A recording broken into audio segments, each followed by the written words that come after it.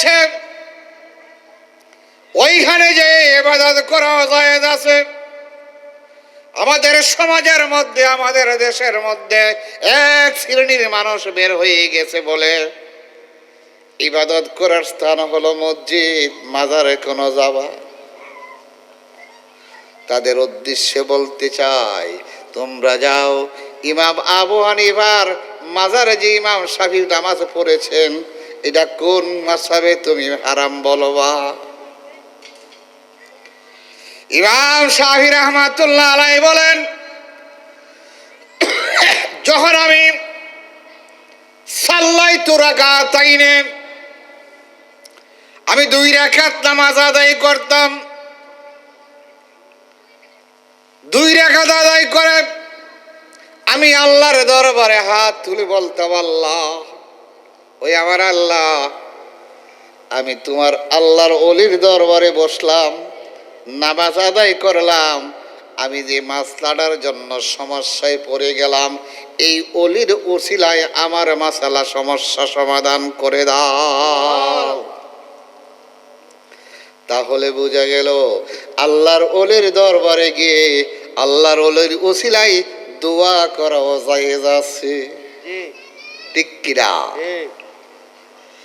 আল্লাহর ওলির দরবারে গিয়ে, আল্লাহর ওলির দরবারে গিয়ে, আল্লাহর ওলির দরবারে গিয়ে ইবাদত করে, নামাজ পড়ে, তাসবিহ তাহলিল করে আল্লাহর কাছে দোয়া করা যাবে। ইমাম শাফি রাহমাতুল্লাহ বাহাজাতুল আসরার কিতাবের নাম। তাহলে বোঝা গেল আল্লাহর ওলির দরবারে গিয়ে মুনাজাত করা যাবে, ইবাদত করা যাবে। ইমাম আবু হানিফা রাহমাতুল্লাহ আলাইহি বলেন, যখন আমি আল্লাহর দরবারে দোয়া করতাম, দোয়া করার সাথে সাথে ফাতুকুজা সরিয়ান, ইমাম আবু হানিফার দরবারে যখন দোয়া করতাম, ইমাম শাফি রাহমাতুল্লাহ আলাইহি বলেন, ফাতুকুজা সরিয়ান, সাথে সাথে আমার দোয়াটা আল্লাহ কবুল করে নিতেন। তাহলে বোঝা গেল আমরা যারা এখানে এসেছি, আমরা যারা এখানে এসেছি, মরহুম মাকবুল আল্লামা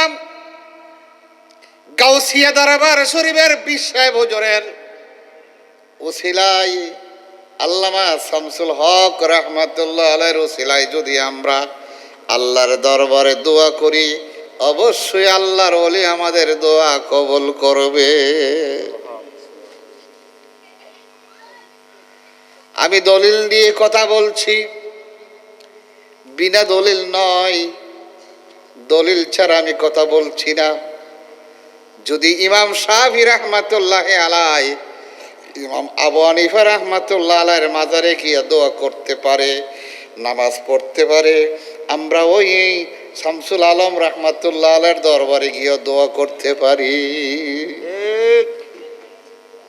আমার আল্লাহ বলেন, ওয়াবতাগু ইলাইহিল ওসিলা, তোমরা আমার কাছে দোয়া করার জন্য কিছু ওসিলা তালাশ করো।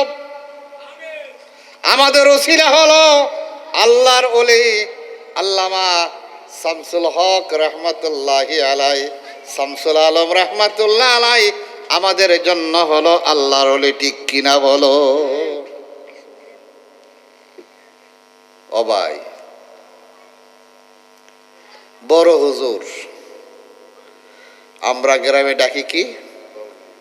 বড় হুজুর। জীবনে কোনোদিন কাহার সাথে ঝগড়া করতে দেখি নাই, ঠিক কিনা বলেন?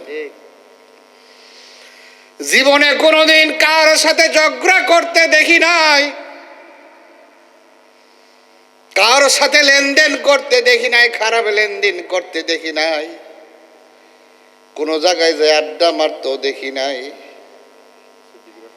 আমার হুজুর হলো একজন নির্ঘাত আল্লাহর ওলি, কোনো সন্দেহ নাই,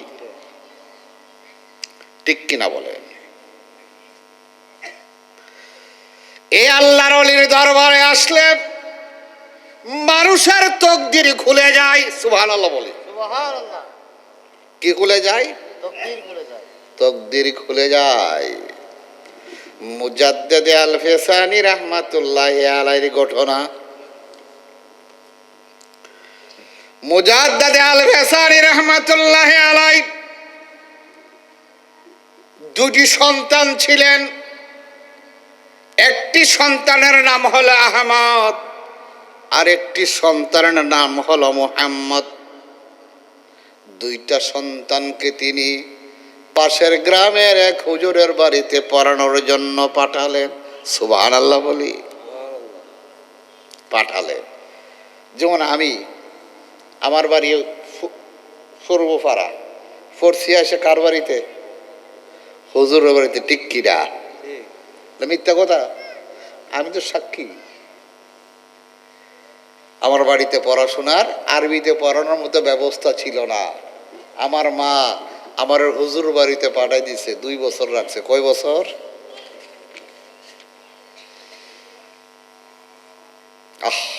আমি আব্দুল হান্নান কথা বলি, প্রিন্সিপাল হয়েছি।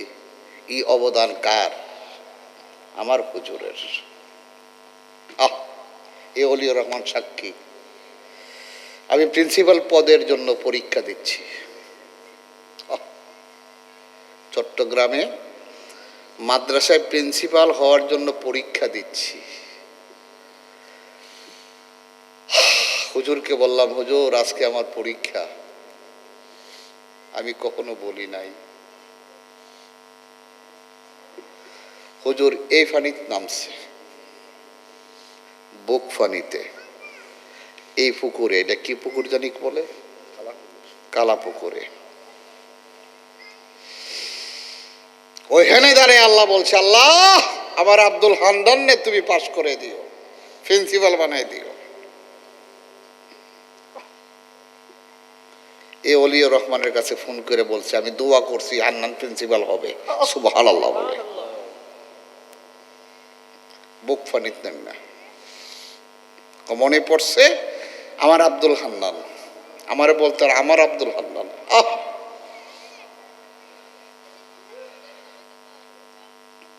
আমার জীবন জৈবন সব হুজুরের জন্য কুরবান। আল্লাহুম্মা আমিন। আজকে প্রিন্সিপালই করি, সারা বাংলাদেশের মধ্যে শ্রেষ্ঠ অধ্যক্ষ হয়ে গেলাম। সারা চট্টগ্রামে কয়েকবার যে শ্রেষ্ঠ অধ্যক্ষ প্রিন্সিপাল হলাম, স্বর্ণপদক পেলাম। আমাকে গড়ে তুলেছে কে? আল্লামা হযরত মাওলানা শামসুল আলম হুজুর রাহমাতুল্লাহি আলাইহি। যেটা বলছিলাম, মুজাদ্দিদ আল ফেসানি রাহমাতুল্লাহ আলাইহি দুইটা সন্তান। একটার নাম হলো আহমদ, আরেকজনের নাম হলো মুহাম্মদ। এই দুইটা সন্তানকে পাশের গ্রামে হুজুরের কাছে পাঠাই দিলেন, যে ওই হুজুরের কাছে আমার দুইটা সন্তান একটু বড় হোক, পড়াশোনা করুক। লক্ষ্য করেন, আল্লাহর ওলির দরবারে গেলে তকদির পরিবর্তন হয়ে যায়, তকদির খুলে যায়। আজকে যারা এসেছেন, যারা এই গ্রামের দূর দূরান্ত থেকে এসেছেন, টাকা দিয়ে, পয়সা দিয়ে, অর্থ দিয়ে, পরামর্শ দিয়ে, বুদ্ধি দিয়ে যারা এই মাহফিলকে সাজাইছেন, অবশ্যই অবশ্যই আল্লাহর ওলির দরবারের উসিলায় পরিবর্তন হবে ইনশাআল্লাহ।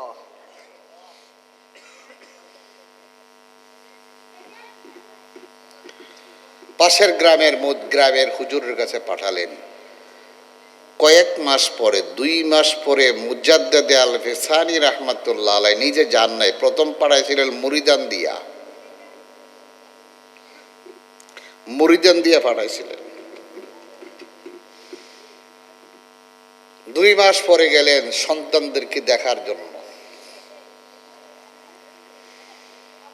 গেছে পরে সন্তানের হুজুররা আসলেন। হুজুর আইসা মুজাদ্দিদ আল ফেসানি রাহমাতুল্লাহ আলাইহির সাথে মুসাফা করলেন। মুজাদ্দিদ আল ফেসানি রাহমাতুল্লাহ আলাইহি চক্ষুটা উপরের দিকে নিয়ে ওই হুজুরের কপালের দিকে তাকাইলেন। সুবহানাল্লাহ বলে। সুবহানাল্লাহ। কপালের দিকে তাকানোর সাথে সাথে ও ওনার মনটা খারাপ হয়ে গেল। মন খারাপ। ঘটনা কি? আমাদের এই যে ভাগ্যটা আছে, এই কপাল, ফায়ার অ্যাঙ্গেল কপাল বলি না আমরা, জি এটারে বলা হয় আরবিতে তকদির। আরবিতে বলা হয় কি? তাকবীর। তকদির। এইখানে লেখা আছে দুনিয়াতে আপনি কতদিন থাকবেন, আপনি কয়টা বিয়ে করবেন, কয়টা সন্তান হবে, কতদিন কত ওয়াক্ত ভাত খাবেন, কতটুকু পানি খাবেন, কতদিন থাকবেন, কোন জায়গায় আপনার কবর হবে, সব কিছু লেখা আছে কোথায়? এই কপালে। আপনি কি জান্নাতি না জাহান্নামী সেটাও কোথায় লেখা আছে? তাকবীরে লেখা আছে। তকদিরে। মুজাদ্দিদ আল-বেসারি রাহমাতুল্লাহ আলাইহি মনটা খারাপ হয়ে গেল, চেহারা খারাপ হয়ে গেল। ওনার মুরিদানদেরকে বললেন, আমার সন্তানদেরকে বলো, তাদেরকে বলো তারা যেন আমার সাথে চলে আসে, এই হুজুরের কাছে আর আমরা পড়াবো না। হ্যাঁ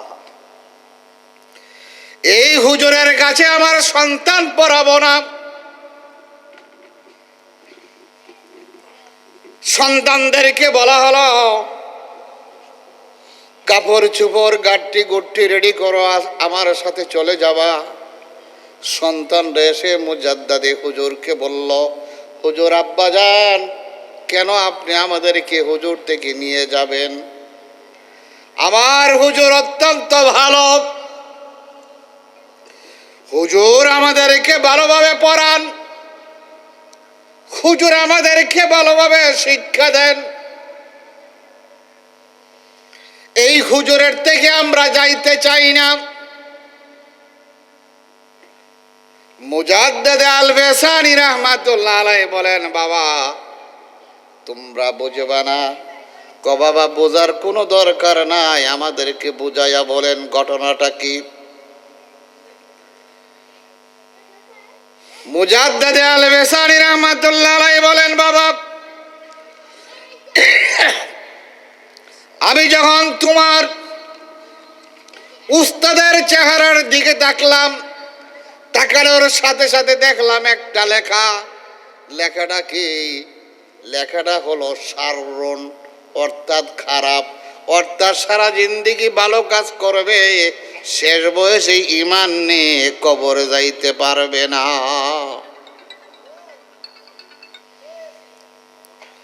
সন্তান দুইটা হুজুরের পায়ের মধ্যে পড়ে বলে, আব্বা, ও বাবা,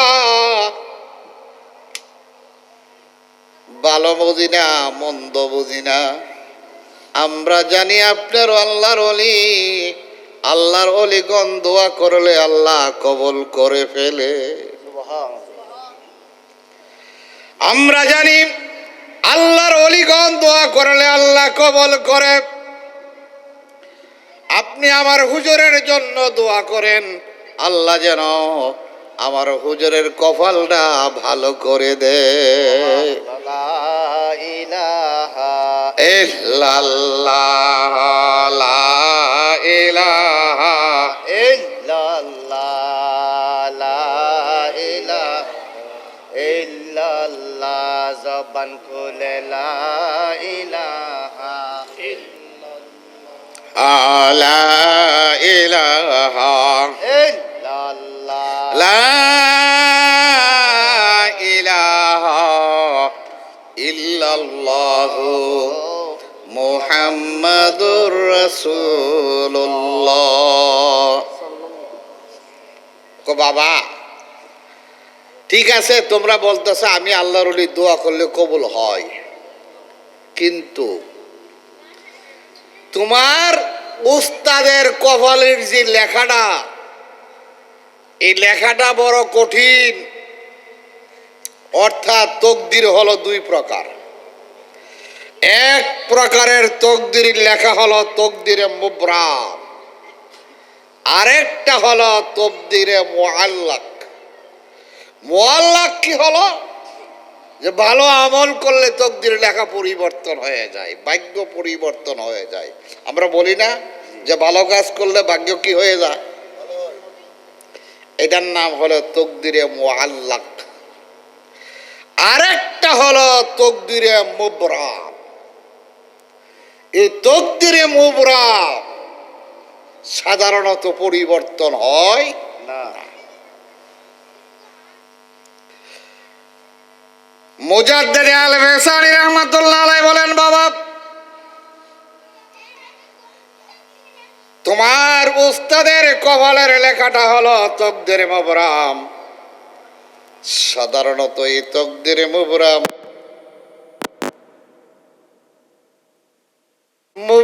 বুঝি না, মুআল্লাক বুঝি না। আমরা বুঝি আপনি আল্লাহর ওলি, আমরা বুঝি আপনি আল্লাহর ওলি। আল্লাহর ওলিগণ দোয়া করলে আল্লাহ ফিরিয়ে দেন না। দেখছেন নি? একটা জিনিস লক্ষ্য করেন, বোঝা গেল আল্লাহর ওলিরা মানুষের দিকে তাকাইলে বলতে পারে লোকটার কপালে কি আছে। সুবহানাল্লাহ বলে। এটা কেমনে বলে? তারা আল্লাহর জিকির করতে করতে করতে করতে কলবটারে পরিষ্কার ফলে কলবের জুতি খুলে যায়। তারা চক্ষু বন্ধ করলে সারা পৃথিবী দেখে। এখানে আমি আছি, কাহা আছে, আবু সাইদ আছে, এখানে আমরা ইয়েও আছি। হুজুর যখন জিকির করতেন মসজিদে, এই বড় মসজিদে, আল্লাহু আকবার আল্লাহু আকবার, পাগলের মতো হয়ে যেতেন। এমন জিকির হুজুর করতেন, বেহুশের মতো হয়ে যেতেন যখন জিকির করতেন হুজুরে। কি আবু সাইদ, ঠিক কিনা? তুমি বলো, তুমি তো আমার হাতে ছিলা। হ্যাঁ,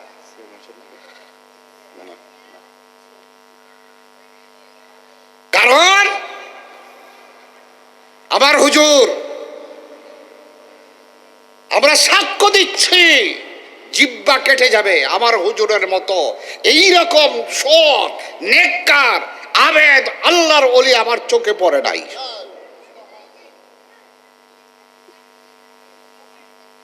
কি বলবো? একটা বাক্স ছিল, এই বাক্সটার মধ্যে ভিতরে 3টা পার্ট ছিল। একটা পাড়ের মধ্যে মসজিদের টাকা রাখতেন, আরেকটা পাড়ের মধ্যে মাদ্রাসার টাকা রাখতেন, আরেকটা পাড়ের মধ্যে ঈদগানার টাকা রাখতেন, ঈদগাহ কবরস্থানের। সাক্ষ্য আমরা। একটার লগে নিয়ে আরেকটার কি হয়ে যা, মিল্লানি যা, বেশ কমনি হয়ে যা। চাবিটা কাউকে দিতেন না। হুজুর চাবি কোমরের মধ্যে কি করতেন? কাইতরের মধ্যে বান্ধা রাখতেন। এই দেশের মধ্যে মহেশপুর গ্রামে কেহ বলতে পারবে হুজুরের থেকে 10 টাকা পাবে? আমার দেখা মতে এই বাংলাদেশের মধ্যে এমন আলেম কম আছে যিনি যেই গ্রামে জন্ম ওই গ্রামে আজীবন ইমামতি, এই গ্রামেরই মসজিদ এবং ঈদগার ইমাম, এবং এই গ্রামে তার পীরগিরি করা। সুবহানাল্লাহ। ইতিহাসে নাই। লেয়ার। তাহলে বোঝা গেল হুজুরের মধ্যে কি ছিল না? নির্ঘাত একজন আল্লাহর ওলি ছিল। সুবহানাল্লাহ বলে। মুজাদ্দিদ আল বেসারি রাহমাতুল্লাহ আলাইহি পায়ের মধ্যে দিয়ে সন্তান কান্নাকাটি করছে। উস্তাদের কপালের লেখা পরিবর্তনশীল না, তকদিরে মুবরাম। তিনি টেনশনে পড়ে গেলেন, মুরাকাবায় বসে গেলেন যে আগে কোনো আল্লাহর ওলির দোয়াই তকদিরে মুবরাম পরিবর্তন হয়েছে কিনা।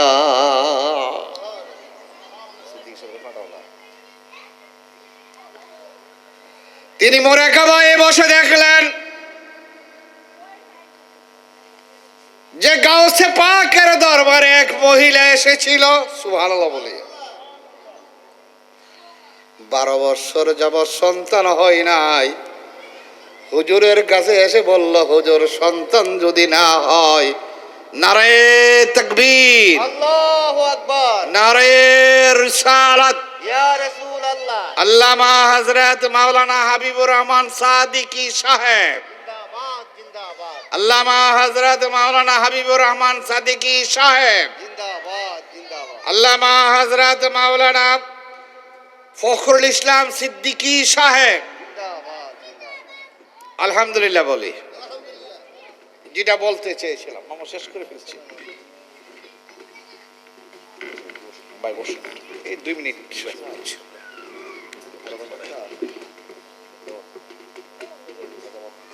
গাউসে পাকের দরবারে যখন মহিলা গেল, হুজুর আমার সন্তান নাই, সন্তান যদি না হয় আমার স্বামী আমার তালাক দিয়ে দিবে। হুজুর আপনি দোয়া করলে আমার সন্তান হবে। গাউসে পাকের দোয়া করেছিলেন, সন্তান হয়েছিল। মুজাদ্দিদ আল-বেসারি রাহমাতুল্লাহি আলাইহি আল্লাহর কাছে দোয়া করলেন, আল্লাহ তুমি গাউসে পাকের দোয়ায় তকদিরে মোবারক পরিবর্তন করেছিলা। আল্লাহ আজকেও তোমার কাছে এর উসিলায় ধরে তোমার কাছে প্রার্থনা করলাম, দোয়া করলাম, আমার ছেলের উস্তাদের তকদিরও তুমি পরিবর্তন করে দাও। সাথে সাথে আবার যখন উস্তাদের দিকে তাকাইলেন, দেখলেন আগের লেখা পরিবর্তন হয়ে গেল। আগে ছিল শাররুন, এখন হইল খাইরুন। আগে ছিল মন্দ, এখন হয়ে গেল ভালো। তাহলে বলা গেল, প্রথম যে বলেছিলাম ইমাম শাফি রাহমাতুল্লাহি আলাইহি মাজার জিয়ারত করার জন্য মিশর থেকে ইরাকে আসতেন। তাহলে বোঝা গেল আল্লাহর ওলির দরবারে আসার জন্য আসা যাওয়া করা জায়েজ আছে, এবং দোয়া করলেও আল্লাহর দরবারে কবুল হয়ে যায়। ইয়া মুহাম্মাদি মুস্তাফা নবী, লা ইয়া মুহাম্মাদি মুস্তাফা নবী, ওরে শাফায়াতের কান্ডারি রাসূলুল্লাহ, আমার শাফায়াতের কান্ডারি রাসূলুল্লাহ, ইয়া মুহাম্মদ মুস্তাফা নবী সাল্লি আলা, ইয়া মুহাম্মাদি মুস্তাফা নবী। কেউ বলে নবীজি নূরের এই পুতুল, কেউ বলে নবীজি গোলাপেরই ফুল। ওরে নয় সে পুতুল নয় সে গোলাপ নূর আল্লাহ, ইয়া মুহাম্মদ মুস্তাফা নবী সাল্লি আলা, ইয়া মুহাম্মদ মুস্তাফা নবী। সবাই বলি আলহামদুলিল্লাহ। আরো জোরে হবে। আল্লাহ রাব্বুল আলামিন আমাদেরকে গাউসিয়া দরবার শরীফের আমার হুজুর পাকের দুনিয়া থেকে পর্দা করার পরও এই প্রথম বছরে আল্লাহ রাব্বুল আলামিন আমাদেরকে গাউসিয়া দরবার শরীফের হাজিরা দেওয়ার তৌফিক দান করেছে। সবাই বলি আমিন। আল্লাহ রাব্বুল আলামিন যেন প্রতি বছর আমরা এই গাউসিয়া দরবার শরীফের এই দরবারের যত রকমের সুবিধা অসুবিধা আছে সব কিছুর সাথে যেন আমরা সব সময় সংযুক্ত থাকতে পারি, সেই তৌফিক আল্লাহ রাব্বুল আলামিন আমাদেরকে দান করুক। ওমা আলাইনা ইল্লাল বালাগ।